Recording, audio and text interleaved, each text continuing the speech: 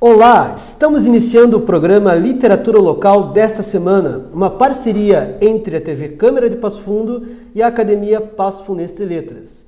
E hoje eu vou entrevistar aqui um professor, doutor e escritor, e que é um dos novos integrantes aí da Academia Passo Fundense de Letras. Ele entrou na Academia Passo Fundense de Letras este ano, na última leva aí de acadêmicos que foram eleitos para ocuparem vagas na academia.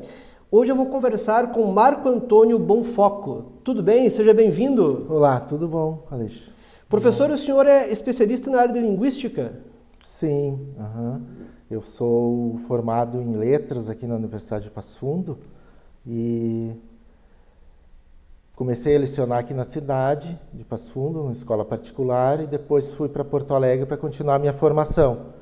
Então fui fazer mestrado em letras na área de linguística e fiz também lá o doutorado em letras, né, na PUC. E eu não tinha concurso, não estava trabalhando lá em Porto Alegre, então eu segui a formação. Pensei que seria mais difícil depois de estar trabalhando, ter um compromisso com alguma instituição, com colégios e continuar a minha formação, né? Então eu prossegui do mestrado direto para o doutorado e depois eu fiz concurso em Porto Alegre para a Prefeitura de Porto Alegre e lá fiquei trabalhando quase 10 anos, né? Na Prefeitura mesmo, dando aula na educação básica. Mas como professor, né? Trabalhando como professor já. Sim, né? Porque antes eu sempre trabalhei na área da educação, ou como funcionário de escola, ou funcionário de universidade e como professor. E daí ali em Porto Alegre fiz concurso para professor da Prefeitura. Trabalhei em escolas da periferia de Porto Alegre por quase 9 anos, quase 10 anos. E eu já tinha trabalhado aqui em Passo Fundo, como eu falei antes, né, numa escola. E também trabalhei na Universidade de Passo Fundo como funcionário. E ali como funcionário trabalhei com a professora Celina Dalmoro, na extensão universitária. E depois trabalhei quando iniciou a editora da UPF, eu fui da equipe que iniciou a editora. Trabalhei ali. Então tem experiência também na área de edição. Sim. Na área das letras, do professorado e da edição também. Quando eu estava concluindo, antes de concluir o curso de letras, eu já fui convidado ali pela professora Tânia Resing e pelo professor Benedito Espanha, que também é nosso confrade da academia, já falecido. Então eles me convidaram para formar aquela equipe inicial da editora. E eu trabalhei ali uns 2 anos fazendo preparação de originais e revisão de linguagem nos livros, né? Uma aquisição de peso para a academia. Sim. Tem toda uma trajetória. É uma trajetória. Tanto da acadêmica quanto na área do professorado e também na área de edição. Como é que surgiu o seu amor pelas letras? Vem desde a infância? Foi pego lá na adolescência, na vida adulta? A gente sempre pensa sobre isso, né? Mas eu acho que foi pela Bíblia. Né? Uma ótima coleção de livros, né? Foi a Bíblia, que é uma coletânea ali, uma enciclopédia, né? Foi a Bíblia que me impressionou, foi o livro dos Salmos, que é a maior coleção de poesia lírica, né, que nós temos. E também o livro dos Salmos é aquilo que Martinho Lutero chama de mini-bíblia, porque todos os temas da Bíblia são encontrados no Salmo.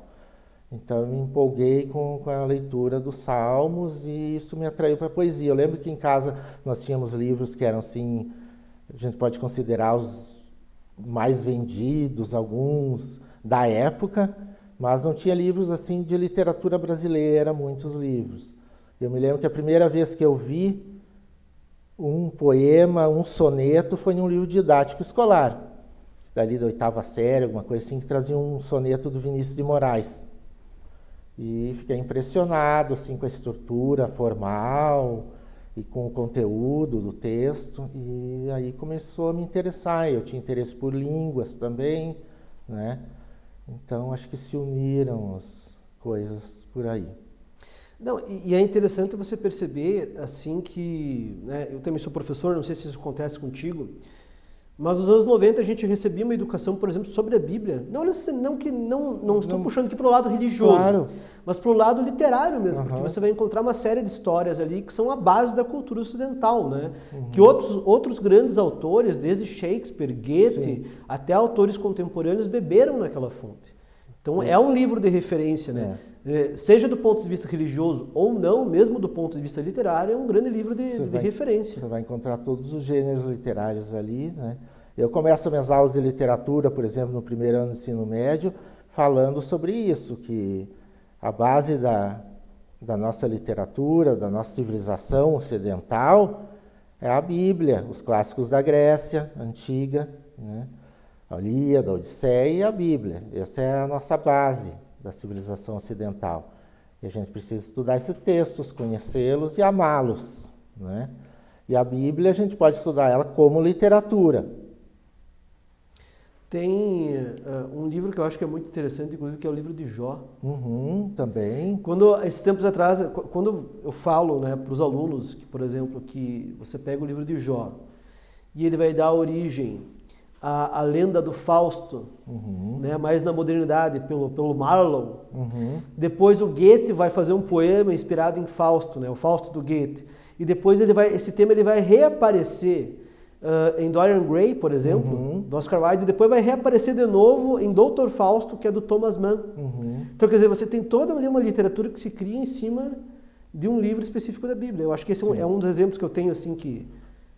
A inspiração dos autores modernos são esses clássicos, a Bíblia segue sendo a inspiração. Nós temos ainda hoje um escritor gaúcho nosso, poeta, atuante, continua escrevendo, Carlos Nejar, que ele também tem muita inspiração da Bíblia, né? Dos clássicos gregos, tem essa intertextualidade, ele está sempre discutindo com os clássicos. Ele tem um livro inteiro que é Ulisses o Velho, que ele fala sobre toda essa história do Ulisses, né? Do retorno à casa, a Ítaca, tudo que se passa ali. Ele tem muitos poemas também sobre a Bíblia, e ele tem um poeta épico com aquele livro O Campeador e o Vento. Não, é um baita de um poeta. Tem um livro de 1966, O Campeador e o Vento, é um épico, né, na literatura. Então, é uma base que eu acho que todos devem procurar. E essa coisa que é um pouco complicado depois do modernismo, porque o modernismo quis romper com as tradições, naquela primeira fase heróica, né? Mas depois eles retornaram depois também. Eles mesmos se arrependeram, o próprio Mário de Andrade escreveu sobre isso, né? Mas teve alguns que não se deixaram influenciar no início. Você pensa na Cecília Meirelles. Cecília Meirelles participava daquele grupo da revista Festa. Eles não pensavam que você poderia ser moderno sem romper com a tradição, aproveitar o máximo da tradição. Eu acho que isso é que fica, né? Que esses grandes autores, eles aproveitaram o máximo da tradição. A gente tem que estar sempre voltando a esses autores mais antigos. Não, e se a gente for ver, por exemplo, o Vinícius de Moraes, uma das obras mais conhecidas dele, que é o livro dos sonetos. O soneto é uma forma antiga, tradicional. Sim. Ainda que passe por uma adaptação na linguagem moderna, mas é tradicional. Sim. O primeiro livro do Mário Quintana, que aliás é um livro que eu adoro, que é A Rua dos Cataventos, né, que é um livro sensacional, também em forma de soneto, ainda que é um soneto modificado, não é um soneto clássico necessariamente, mas é totalmente inspirado, né? Sim, é aquele soneto parnasiano, não segue todas as regras dos parnasianos, quanto ao tema e até quanto à forma, a métrica, a rima e coisas assim, mas ele está ali dentro da tradição, dialogando com a tradição. E tem esses modernos, como Vinícius de Moraes, a Cecília Meirelles, o Jorge de Lima, Mário Quintana, todos eles adoravam trabalhar com soneto. Mário Quintana tinha mais ou menos uns 60 sonetos prontos, selecionou 35 para a Rua dos Cataventos. Ali já foi uma espécie de provocação com aqueles mais entusiasmados com o modernismo, então eu vou começar com o livro de sonetos. Ele tinha todas as formas, as principais formas poéticas já, textos escritos e publicados, mas resolveu estrear com soneto, né? Esse aspecto, assim, do conflito que existe no Brasil, principalmente, entre a tradição e o novo, né? Como é que o senhor vê, assim, como professor de literatura, como estudioso da literatura, esse conflito? Porque eu percebo, assim, que no Brasil a gente está sempre indo de um extremo para o outro, né? Ou você é totalmente tradicional, aí quer manter a tradição 100% a todo custo, Ou a gente vai para o outro extremo, que quer romper com tudo de uma vez só. Eu vejo isso é muito ruim, né? Nós precisamos de um diálogo e aproveitar tudo que existe de bom, né? E talvez essa questão de nós termos sido colônia tanto tempo, e foi praticamente, o Brasil iniciou com Dom João VI, né? Quando ele veio com a família real para cá em 1808, então começou as primeiras escolas superiores, a imprensa, publicação de livros. Então, e depois a gente ficou um grande tempo dependente de Portugal, depois da França. Eu acho que essa questão de cortar os laços e querer uma independência que a gente busca, assim, que não existe. Porque nós somos muitas coisas ao mesmo tempo e muitas coisas boas. Nós temos muitas tradições aqui, as que os imigrantes trouxeram, né? Então, eu vejo dessa forma. Tanto dos povos originais quanto dos imigrantes. Tem toda uma mistura, nós né? temos essa... Parece que a gente busca algumas panaceias para resolver rapidamente os problemas, ou quase simpatias, né? E na educação isso é muito frequente. Muito, né? Frequente, né? Realmente muito se vai de um extremo para o outro, né? Sim. Ou é totalmente amarrado, ou é totalmente indo para o outro extremo. Isso. Eu me lembro que lá pelos anos 80, quando eu era secretário de escola, numa escola particular que não era aqui em Passo Fundo, alguns professores comentaram, olha, agora está chegando uma nova teoria aí, que toda a escola vai ficar em função disso, nós vamos melhorar a educação, vamos mudar o estilo do nosso trabalho, é o socioconstrutivismo. E sempre vai mudar, né? Porque o Brasil, esse é um texto que eu escrevi essa semana, inclusive citando a Bíblia, né? O Brasil está sempre mudando, sempre o país do futuro, é impressionante. 40 anos atrás, eles vieram com essa história, não é, do socioconstrutivismo, e nós continuamos ali nos últimos lugares na avaliação internacional em leitura, em educação. E eu me lembro porque até ampliaram as ideias de Jean Piaget, que ele estudou desenvolvimento cognitivo, a inteligência infantil, a inteligência matemática. Ele dividiu em 4 estágios, né? Esses estágios seriam bem separados entre si, e a criança, para avançar para o outro estágio, ela teria que ter aquele estágio anterior completo, desenvolvido, daí ela vai para outro estágio. Mas já naquele tempo que Piaget estava trabalhando, já existia um médico francês, que é Henri Vallon, ele também fez a teoria dele do desenvolvimento cognitivo, que não era por estágios, era um desenvolvimento contínuo, né? Então... Já havia contra-respostas. Já havia, inclusive ele colocou essa questão, que o desenvolvimento cognitivo ele precisa da experiência emocional, moral, para ocorrer. Você precisa da ação do afeto, para ver aquele movimento na criança, ação do afeto. Então, existe um movimento, esse movimento chega esse movimento da matéria sensível, do material sensível, chega à mente e você vai ter o conhecimento, né? Então, E eu não sei se o senhor concorda, mas eu acredito assim que a bola da vez está sendo a inteligência artificial e a tecnologia, a informatização. Agora parece que uma onda no Brasil, agora não. A informática, digamos assim, o computador é a nova salvação. Vai salvar, é a nova salvação. É impressionante, né? Aí se rompe com a tradição. Então, por exemplo, assim, agora talvez já não seja mais tão viável investir em livros ou bibliotecas, porque talvez agora a bola da vez é Eu não acredito na educação sem livro. Os livros são tesouros de experiência e da sabedoria humana, não é? Eu acho que aí tem uma confusão. A confusão entre as TICs e a didática, o método instrucional. São coisas diferentes. Uma coisa não equivale à outra, não é? Então, são complementos, são apoios que você precisa. Mas a aula é o aluno, o professor, o livro, né? E o apoio da família. Então, eu penso que... Eu me lembro que, acho que Thomas Edison, mais ou menos em 1900, ele disse: o filme vai revolucionar a educação e a aprendizagem. Não revolucionou. Não revolucionou. Não revolucionou. Não vi isso Continua até hoje. com os livros. Sim. O e-book vai revolucionar. Não continua, porque o e-book é um formato de livro também, por exemplo. Você sabe, Aleixo, que tem um professor da Universidade de Harvard, que já é emérito, Larry Cuban. Ele fez uma pesquisa de mais de 80 anos sobre essa questão da tecnologia na educação, né?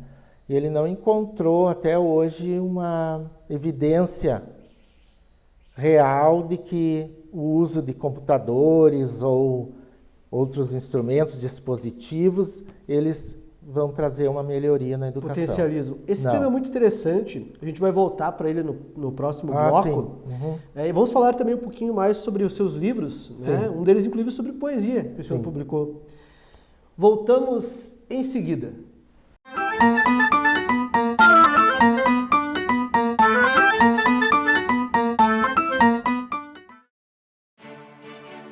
A Câmara de Vereadores é a Casa do Povo. Aqui são criados, votados e aprovados os projetos de lei que definem o rumo e o futuro do nosso município. A Câmara de Vereadores também exerce a função fiscalizadora, supervisionando as ações e decisões do Poder Executivo. Faça parte das decisões. Quando a comunidade participa, a cidade cresce. E as conquistas são de todos. Câmara de Vereadores de Passo Fundo.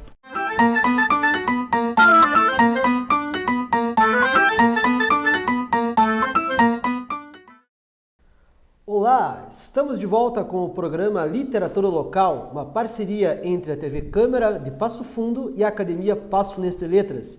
E hoje a gente está aqui num bate-papo sobre educação, literatura, poesia, leitura, com o professor doutor Marco Antônio Bonfoco, que é também um dos novos integrantes, aí, um dos novos acadêmicos da Academia Passo Fundense de Letras.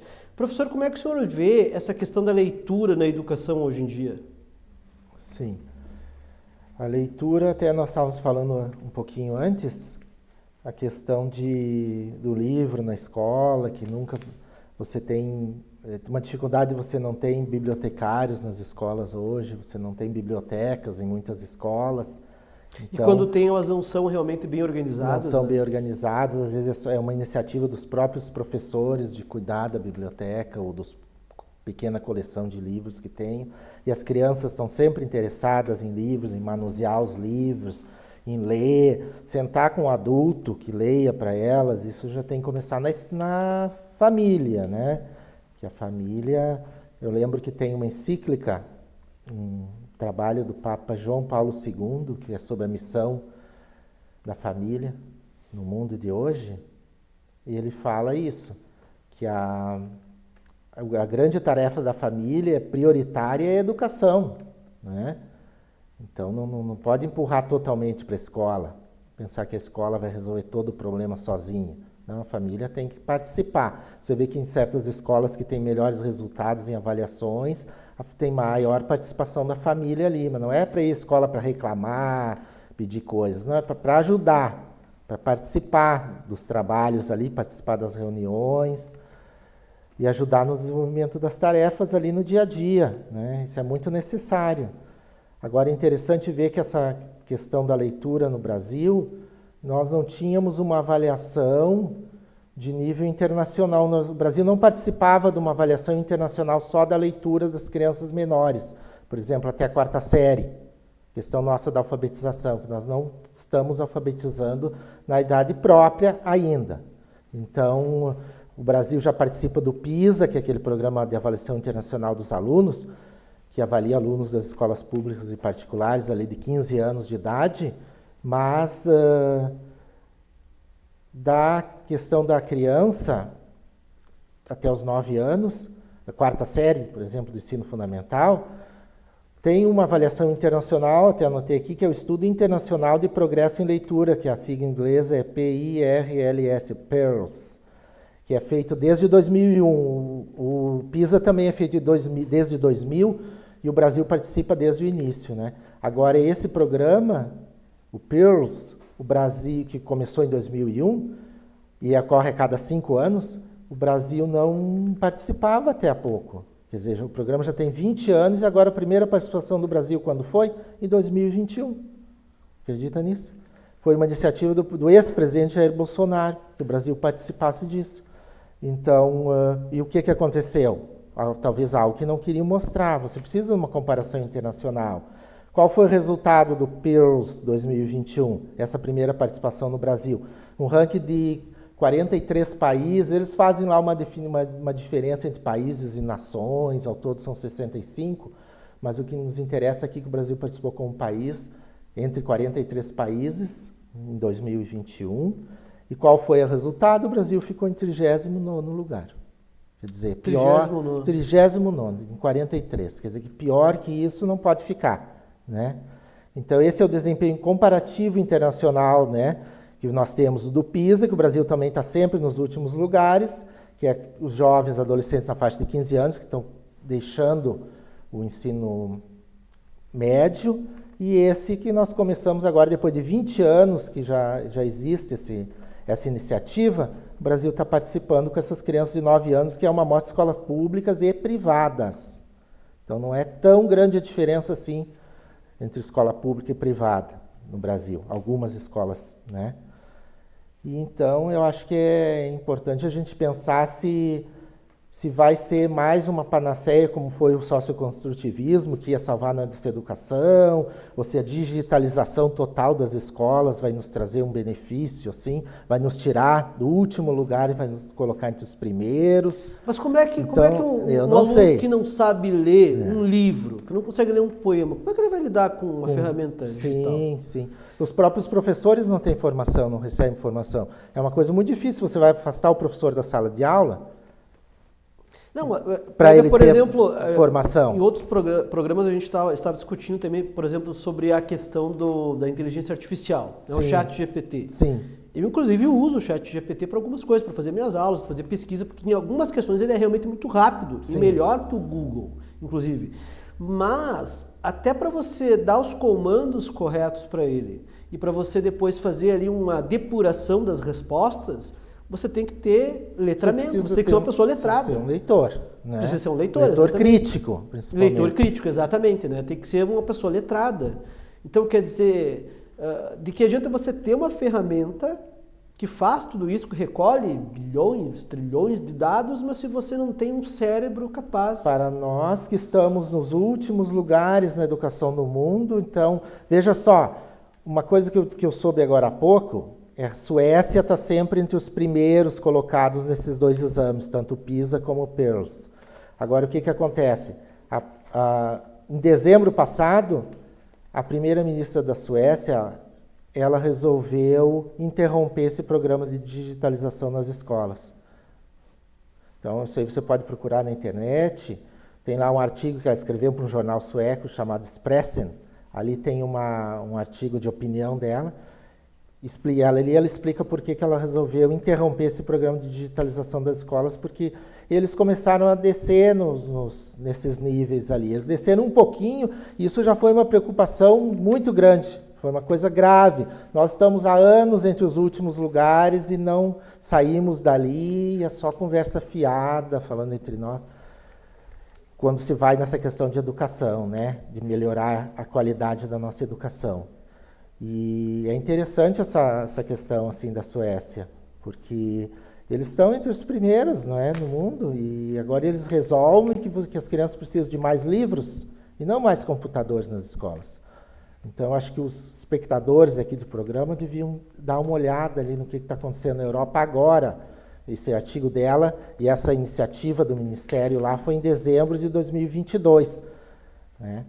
Então, eu acho que ele tem alguns ensinamentos para nós. E, na verdade, se os próprios pais, né, que queiram que seus filhos, né, evoluam, desenvolvam na questão do estudo, até mesmo a questão do celular, né? Porque, na verdade, isso é uma coisa que... É o que o pessoal, desculpa te interromper, Aleixo, mas é o que o pessoal viu na Suécia, que as crianças elas passam o dia inteiro com telas, seja o computador, seja o tablet, seja o celular, em casa já. E eles decaíram um pouco em relação a alguns outros países. Isso foi uma preocupação, né? Eles estavam com tentar digitalizar completamente os trabalhos na educação e resolveram que vão parar com isso, né? Sim. Não está trazendo o avanço que eles esperavam. E falando sobre livros, né? Aqui tem um livro seu que eu achei muito interessante, inclusive, Aprendendo Português através de Gêneros Literários, Poesia. Realmente, eu sou um dos que acha que a poesia é um dos melhores meios para se aprender português. Como é que funciona? Fala um pouquinho para nós sobre o trabalho desse livro. Olha, eu pensei no que um filósofo francês, Alain, que é um pseudônimo dele, Alain, ele escreveu. Ele disse o seguinte, que a poesia é o melhor apoio para a reflexão crítica, para você iniciar alguma reflexão. E o que acontece é que os alunos, eles nos surpreendem, principalmente os adolescentes, que eles gostam muito de poesia.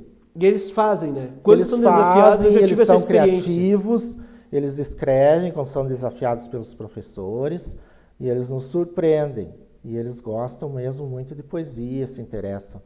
Então, e leem, né? Porque hoje eu acho que até no ensino superior é difícil estudantes que leem um romance clássico, por exemplo, da literatura brasileira, completo, né? Mesmo nos cursos de licenciatura é difícil você conduzir esse trabalho com romances, né? No ensino médio, você tem aí a poesia, você tem uma síntese, né? O poema ele é uma síntese. Então, você lê, você discute, você reescreve, você dialoga com outros textos, como eu falei do Carlos Nejar. Tem então, toda a intertextualidade. Isso, a intertextualidade que é super importante, né? Então, nós estávamos trabalhando lá com um texto da Odisseia, do Homero. Então, já vamos trabalhar com um poema do Carlos Nejar, que é Na Caverna dos Ciclopes, que é uma releitura dele de um evento ali que acontece com Ulisses, né? Então, você tem tudo isso, como tu estava falando antes, tu fez toda uma lista ali de autores, desde Jó até chegar em Thomas Mann, né? Então, eu acho que é mais por esse caminho. E na verdade, assim, né, eu acho que a poesia ela traz muito essa questão, ela combina essa análise que é mais lógica, racional, né, mais objetiva, mas sem deixar de lado também o emocional. Sim. Porque sendo uma obra de arte, ela também acaba, né, pegando ali o leitor pelo aspecto emotivo também. Sim, tu sabe, é aquilo que nós estávamos falando no começo do nosso diálogo aqui, do nosso bate-papo. Nós falamos sobre Jean Piaget, que é um autor importantíssimo, porque ele é um pioneiro e a gente tem que respeitar os pioneiros, ele fez muita coisa. Agora, nós falamos de um outro que foi o Henri Vallon, que tem uma outra proposta do desenvolvimento da inteligência, que ele mostra que não é possível você separar o desenvolvimento cognitivo da experiência emocional, social, moral da criança. Não é possível, você não está preparando ali um mini matemático. Não é um robô, né? Não é um robô, né? Então, é mais ou menos essa questão que a gente tem que ver, né? E esse daqui é Introdução à Linguística. Esse é a Introdução à Linguística, temas sobre a linguagem. Esse aqui já é mais... Sim. Não é didático, né? Ele não é mais... um trabalho didático, é um ensaio, né? Digamos que seja um ensaio. Um livro introdutório a um ramo da ciência que estuda a linguagem humana. O seu doutorado e o mestrado é na área da linguística? É na área da linguística. É na área da linguística. Mas que interessante. Eu acho que para você analisar a poesia, você tem que começar a analisar todas as camadas, você tem que ver estudar a fonologia, os sons, estudar a morfologia, o léxico, a sintaxe, por aí vai. Então você vê muitas coisas num texto breve, que pode ser breve, também pode ser longo, né? Eu sempre uso como exemplo aquele poema da Pedra no Caminho, né? Que quando você começa a mostrar aquele poema para as pessoas que talvez não tenham uma experiência muito grande com poesia, elas acham que é um poema simples, né? No meio do caminho tinha uma pedra, tinha uma pedra no meio do caminho. Mas quando você começa a examinar tudo que tem no subtexto daquele poema, né? O simbolismo da pedra no caminho, a maneira como o próprio Carlos Drummond enxergava o aspecto material, né? Que era um entrave no caminho dele. Aí depois vem a gente vai ter depois o outro poeta que escreveu Educação pela Pedra. João Cabral. Isso. O João Cabral, ele vai pegar aquela pedra e vai dizer, não, mas essa pedra que está no caminho que faz você tropeçar, é uma pedra que também te educa. Né? Ela também serve para educar, porque o concreto não pode ser negado. Sim. Ele também existe no mundo, ele também está ali. E o João Cabral vai ter toda aquela poesia relacionada à seca do Nordeste, aos problemas, né, da fome. Né, Então, quer dizer, olha, em poucos segundos você já tira um monte de coisa de uma frase, de um poema, de uma linha de um poema, né?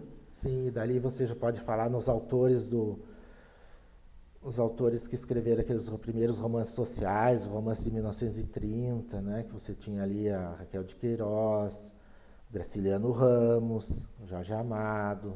Então ele te dá todo esse diálogo, né, essa intertextualidade dentro da própria literatura. É muito interessante o trabalho com a poesia. Isso do ponto de vista histórico, quanto do ponto de vista emocional, né? Quando você pega aqueles poemas que falam sobre os sentimentos. Sim. Né? Sim. E uma coisa assim que o senhor acha assim que nas escolas isso tem sido, na educação brasileira de modo geral, isso tem sido bastante praticado ou ainda uma coisa que falta? Tem muitos professores bons, que trabalham dessa forma, né? Incentivam muitos alunos e têm conhecimento. Acho que tem sido trabalhado, deveria ser trabalhado mais, né? Como tudo, fazer mais locais, mas tem muita gente trabalhando. Hoje em tentando, né? Tentando. A gente está vivendo até a valorização hoje em dia dos contadores de histórias, por exemplo, né? Que é uma maneira, eu acho que, de chegar também à infância de uma maneira mais lúdica, mas também poética, literária. Excelente o trabalho que eles fazem, né?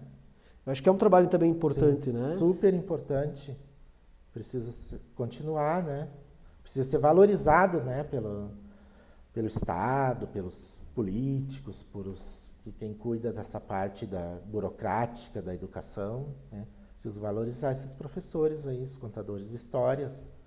Muitas crianças nunca ouviram uma história. Você vai na periferia, as crianças nunca foram ao cinema, nunca ninguém contou uma história para elas em casa, jamais alguém leu um livro para elas, né?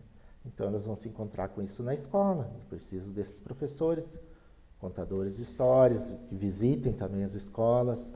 Uma coisa que eu penso na educação brasileira, que eu gostaria de ver o dia que o presidente da República fosse numa escola, tirasse 15 minutos da agenda dele semanal para ir numa escola e fosse ler para as crianças.